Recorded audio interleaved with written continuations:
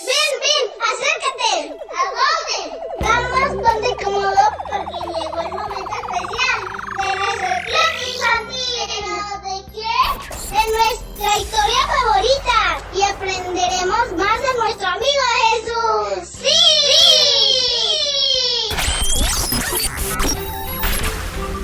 Con tu tía Sasha, desde Hebron, Indiana, en Estados Unidos.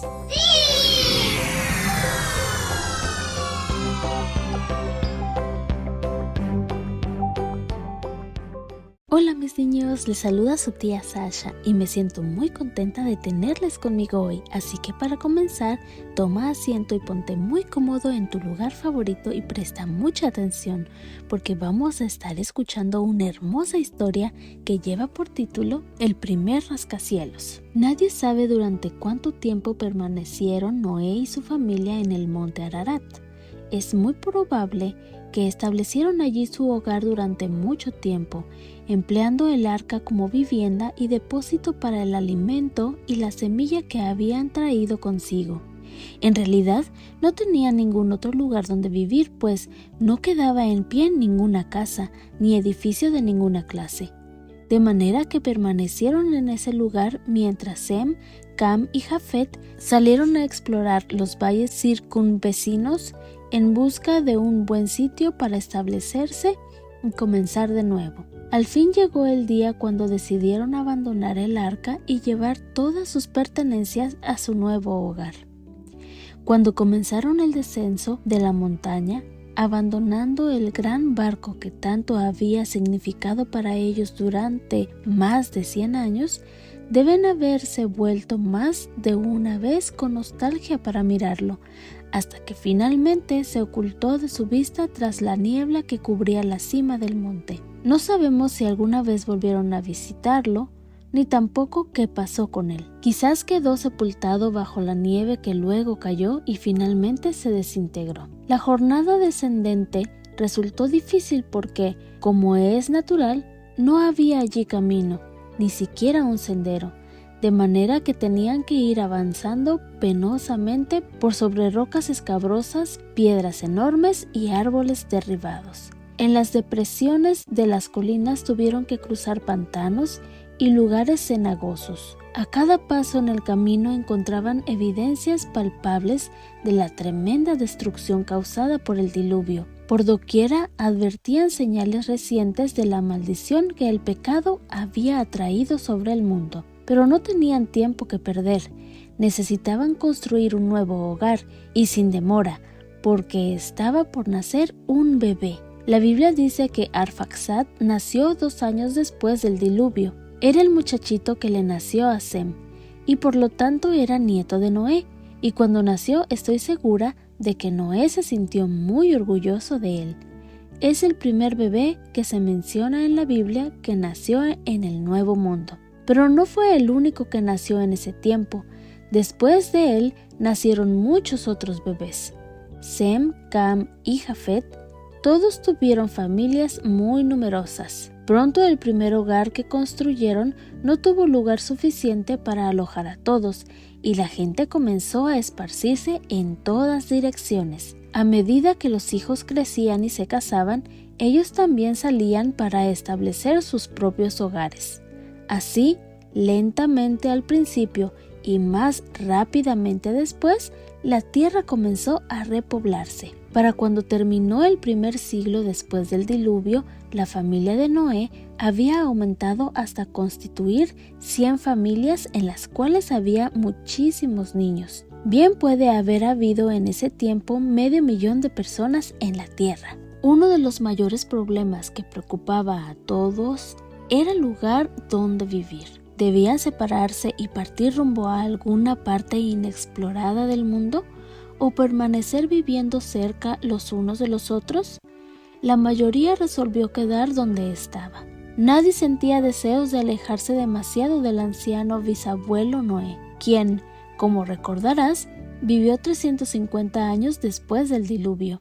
Muchas veces deben haber conversado acerca del hermoso mundo que Noé y sus hijos habían conocido antes del diluvio y de cómo había sido destruido por causa del pecado. qué historias maravillosas contaría Noé en esos días. Entonces nadie dudaba del diluvio. El suceso era demasiado reciente, y si alguien ponía en duda la veracidad de la historia del arca, no tenía más que escalar el monte Ararat y constatarla por sí mismo. Un día alguien levantó la cuestión: ¿cómo sabemos que no vendrá otro diluvio que nos ahogará como ocurrió con nuestros antepasados? Pero hay un arco iris, replicó otro. Cuando lo vemos debemos recordar la promesa de Dios de que nunca volverá a destruir la tierra por un diluvio. Pero no es razonable confiar nuestro futuro y el de nuestros hijos a un arco iris, arguían otros. Debemos hacer algo para ponernos a salvo en caso de que venga otro diluvio. Y así, dijéronse unos a otros: vamos a hacer ladrillos y a cocerlos al fuego. Y se sirvieron de los ladrillos como de piedra. Y el betún les sirvió de cemento, y dijeron: vamos a edificarnos una ciudad y una torre, cuya cúspide toque a los cielos y nos haga famosos, por si tenemos que dividirnos por la haz de la tierra. La idea prendió.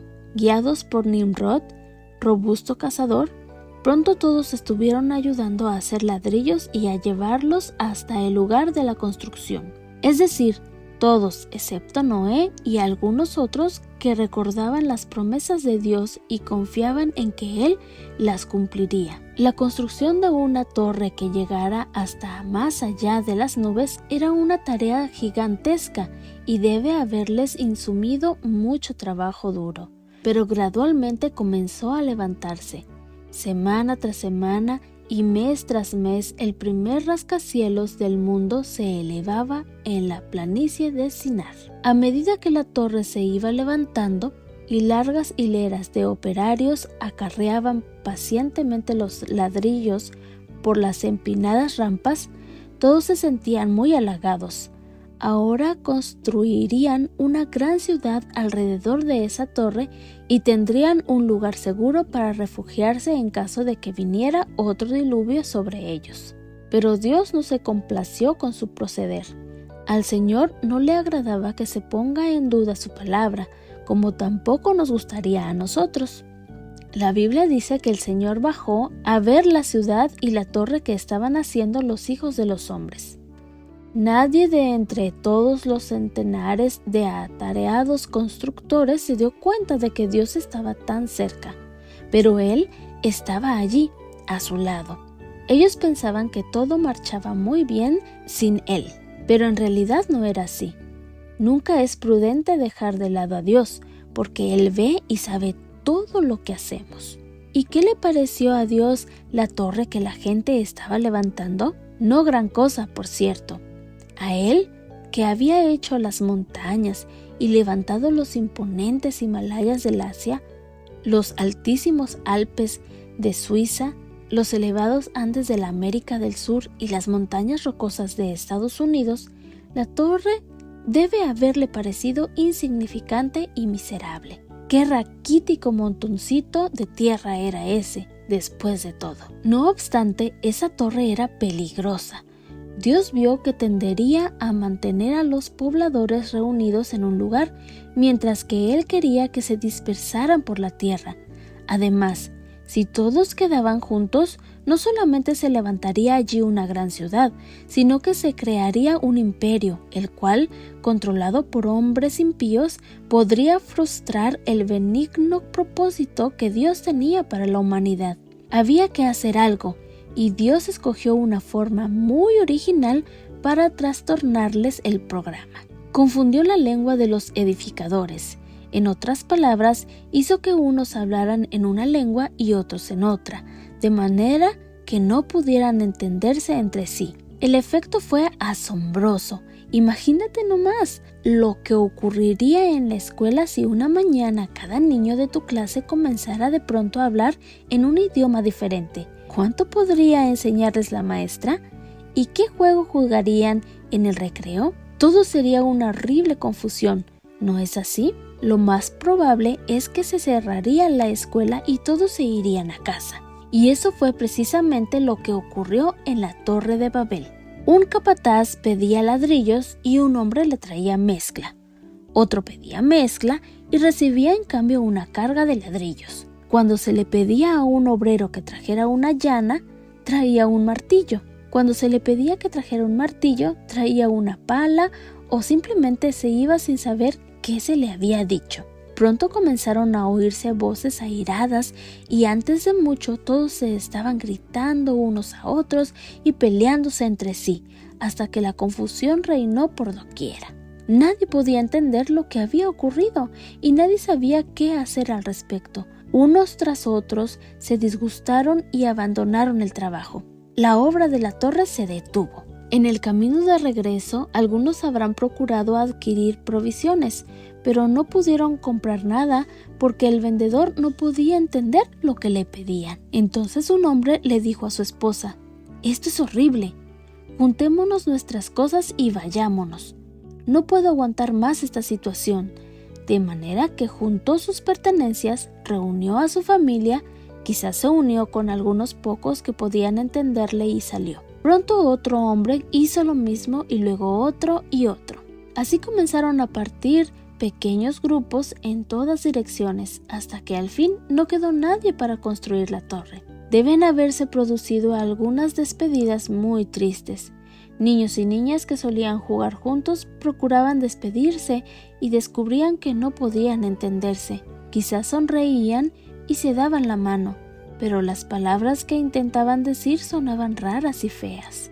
Y lo peor era que no podían hacer planes para volver a encontrarse en el futuro. Eso fue duro, pero Dios pensaba solamente en su bien. Y todos necesitaban aprender la lección de que nunca vale la pena olvidar al Señor y desconfiar de sus promesas. Bueno, mis niños, ahora los invito a que inclinen sus rostros y que cierren sus ojitos porque vamos a tener una pequeña oración. Querido Dios, te quiero pedir que por favor tú cuides a todos nuestros niñitos y a sus familias en este hermoso día. Quédate al lado de ellos y protégeles siempre. En el nombre de Jesús.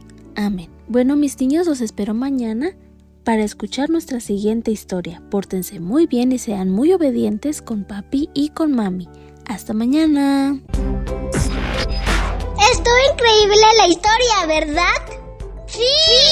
Si a ti también te gustó, sintoniza en Club Infantil por Radio Joven Adventista. ¡Hasta la próxima! ¡Adiós!